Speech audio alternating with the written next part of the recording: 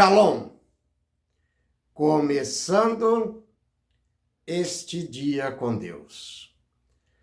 Porque Deus é bom e a sua misericórdia dura para sempre. Amém. Glória a Deus. Hoje é domingo, 5 de abril de 2026. Hoje é domingo de Páscoa. Que Deus derrame as bênçãos dos céus sobre a vida de vocês e sobre a minha vida também. Que nós possamos entender o verdadeiro sentido da Páscoa, certo? A Páscoa significa a morte e ressurreição de Cristo Jesus, certo? E o comércio está de vento em polpa, né? Vendendo os ovos de chocolate, né? Eu também gosto muito de chocolate, mas não posso comer muito porque sou diabético, certo?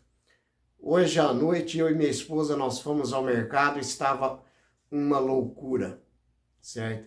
Muitas pessoas comprando os ovos de Páscoa, mas sem saber qual é o verdadeiro sentido da Páscoa. Como eu disse, a Páscoa significa a morte e ressurreição de Cristo Jesus. Então, que o seu dia seja um dia realmente abençoado, vocês e seus familiares, que vocês possam estar unidos também no mesmo sentimento, com a mesma fé em adoração ao nosso Cristo Jesus, que ele morreu, mas ele ressuscitou. O seu túmulo está vazio.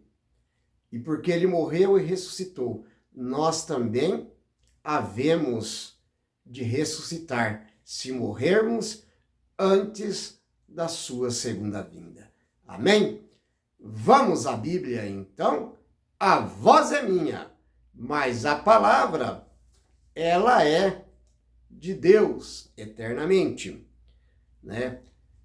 Esse resumo que nós vamos fazer aqui está no livro de Marcos, a princípio, mas os três evangelhos falam da Páscoa, da morte e ressurreição de Cristo Jesus, Marcos, Mateus e Lucas, ok? Vamos para o livro de Marcos, acompanhem comigo. O livro de Marcos, certo?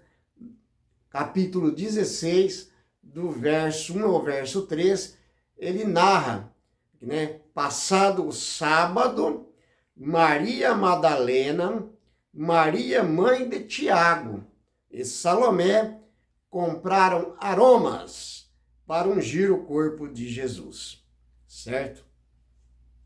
E isso foi cedo, no primeiro dia da semana, certo? Jesus, então, ele morreu na sexta-feira, então ele ficou ali na sexta-feira, no sábado, e no primeiro dia da semana, no domingo, então, ele ressuscitou, certo? Ao chegarem e vendo que fechava o túmulo, né? Que a pedra fechava o túmulo, né? E que aquela pedra fora removida, certo? E elas então ficaram pasmadas. Cadê o nosso mestre? Nós viemos aqui, compramos aromas para ungir o corpo de Jesus. Só que Jesus já não estava mais ali. Certo? Um anjo diz: não vos assusteis. Buscai a Jesus Nazareno, que foi crucificado. Ele ressuscitou e não mais está aqui. Meus irmãos, a mensagem central é: a morte, ela foi vencida, né? Certo? O sacrifício de Jesus, ele foi aceito. Veja bem, o anjo ordena que avisem os discípulos, inclusive a Pedro, que Jesus os encontrariam na Galileia, certo? Mostra que Jesus restaura o seu relacionamento com os seus discípulos, incluindo Pedro, aquele que havia lhe negado, certo? Estabelece um novo tempo de missão e de encontro.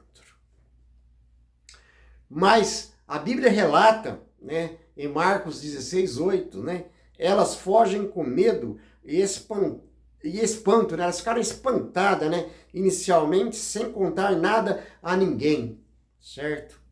Devido ao susto que elas haviam levado, certo? Elas foram para o túmulo, né? No primeiro dia da manhã, no domingo cedo, compraram aromas e chegam lá, elas olham e a pedra não está mais. E um anjo disse: Jesus Cristo, a quem foi crucificado, que vocês procuram, ele não está mais aqui, certo? Ele ressuscitou. Meus irmãos, isso é uma grandeza, é um evento sobrenatural, né? A ressurreição não é um fato tão extraordinário que supera a lógica humana, certo? Mas é quem que ressuscitou? Jesus Cristo, o Filho de Deus, o próprio Deus, certo? Se Jesus não tivesse ressuscitado, a sua morte na cruz do Calvário seria em vão, certo? Veja bem, meus irmãos, o livro de João, capítulo 11, verso 25 e verso 26. Acompanhe comigo. O verso 25 diz assim: disse-lhe Jesus: eu sou a ressurreição e a vida. Quem crê em mim, ainda que morra, viverá. E ele fala mais ainda no verso 26, né? E todo o que vive e crê em mim não morrerá eternamente. Vocês creem nisto? Eu creio. Eu creio. Porque se Jesus não tivesse ressuscitado, em vão seria a sua morte. Porque nós também nunca iríamos ressuscitar.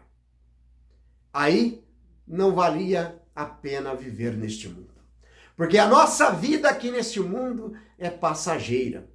Jesus veio como homem, como humano, viveu 33 anos pregando o evangelho. Ele subiu aos céus, certo? Mas ele deixou o Consolador, o Espírito Santo. E olha o que ele diz aqui em João, que eu acabei de ler para vocês, né? Disse-lhe Jesus: eu sou a ressurreição e a vida. Quem crê em mim, ainda que morra, viverá. Você crê nisto? A morte é uma das separações mais dolorosas que tem.